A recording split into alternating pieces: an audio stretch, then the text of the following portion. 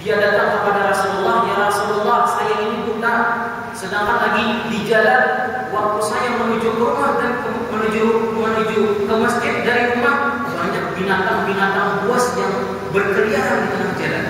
Macam mana ya Rasulullah? Saya buta, kemudian saya mau datang ke masjid, banyak binatang yang mau memakan saya, banyak mau yang memangsa saya. Macam mana? Apakah ini mendapat keunggulan bagi saya Rasulullah?"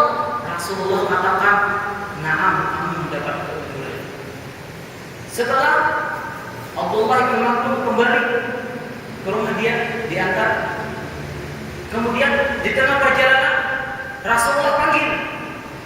Kata Rasulullah, "Ya Ibnu Maktum, apakah kamu mendengar seruan daripada hayya 'alas shalah?" Beliau pun mengatakan, "Gimana tidak mendengar dengan suara hayya 'alas shalah dengan dekat masjid, gimana tidak mendengar?" Rasulullah katakan, "Kalau kamu mendengar seruan daripada hayya 'alas shalah, kamu juga diwajibkan untuk berjamaah di dalam masjid." Coba bayangkan, ini sahabat Nabi kita orangnya buta, tidak ada yang membawa. Kemudian macam mana mendatangi masjid? Dia meminta uzur kepada Rasulullah, tapi Rasulullah katakan, "Tetap kamu wajib untuk melaksanakan salat berjamaah."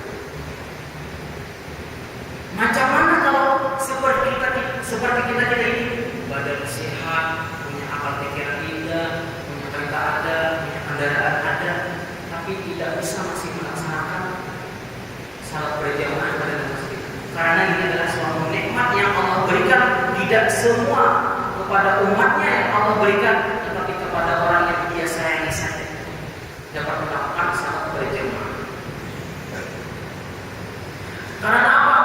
Di dalam hadis lagi Rasulullah katakan, orang yang melakukan atau orang yang melangkahkan kakinya ke masjid daripada rumahnya menuju masjid, Allah akan angkat satu derajat. Dalam satu langkah dia akan Allah derajatnya satu derajat. Kemudian dengan satu langkah Allah hapuskan dosanya. Coba bayangkan, kalau kita rumah kita jauh, dengan beberapa ratus langkah, dengan beberapa ratusan langkah daripada rumah sana ke sini, ke masjid, dalam hitungan 100 langkah Allah angkat 100 derajat. Allah ampuni 100 kesalahan. Ini kalau orang melangkahkan kaki dalam masjid, kalau dia jalan kaki. Tapi kalau dia naik kereta atau naik motor, Allah hitung putaran daripada tayarnya.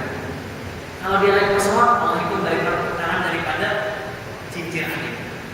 Semakin canggih, semakin banyak pahala yang Allah berikan.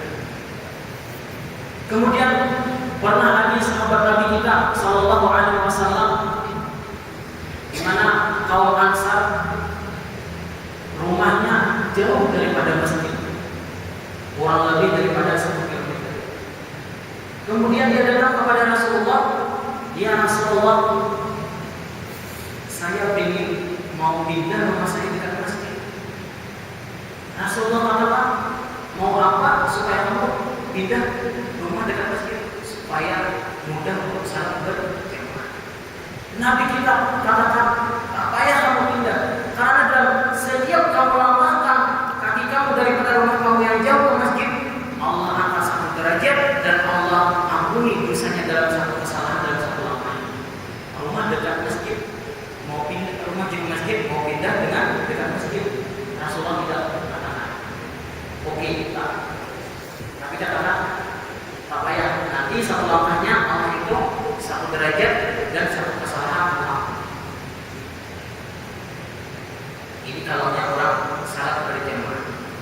Kemudian macam mana kalau orang sudahnya tidak salat berjamaah, kemudian lambatkan untuk melaksanakan salat dalam waktu subuh. Dekat-dekat mau terbit matahari baru dia laksanakan salat subuh.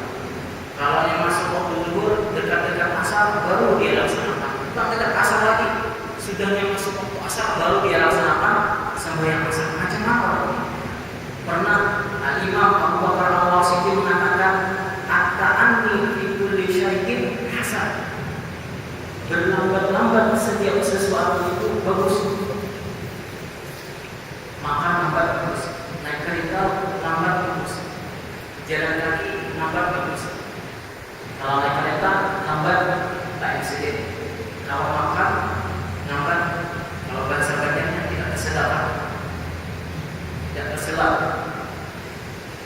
Terus jalan kaki hampir bagus, tak bakalan jatuh. Imam Abu Bakar Wasiti mengatakan, "At-ta'ati fi kulli syai'in hasan." Berlambat-lambat tiap sesuatu bagus. Illa min falafit, malaikat juga yang tidak dilambatkan. Jangan sampai kita lambatkan. Yang pertama, as-salat di waktunya. Yang kedua, ibadah al-majid. Yang ketiga, at-taubah dari maksiat. Yang pertama, Al-Imam Abu Bakar Wasiti mengatakan as-salat. Ketika masuk waktu sembahyang, maka hendaklah janganlah kita melambat-lambatkan waktunya.